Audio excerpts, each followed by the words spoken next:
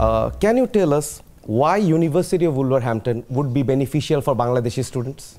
Primarily, the University of Wolverhampton has existed for nearly 200 years, giving them the confidence, giving them the skills, giving them the cultural understanding. For us, that comes in a range of different forms, but one of the areas of support is around our scholarship. I think something that often comes up is around cost of living. We'll also get a lot of understanding, and we'll also be hugely motivated because of the scholarship opportunities. Really matter.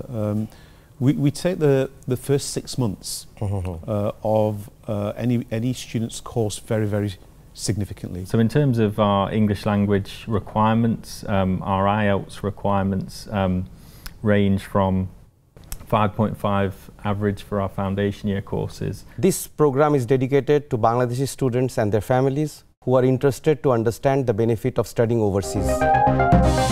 Admission abroad with Penston দেখবেন বৃহস্পতিবার বিকাল ৫টায়। প্রযোজনা রানা ইসলাম।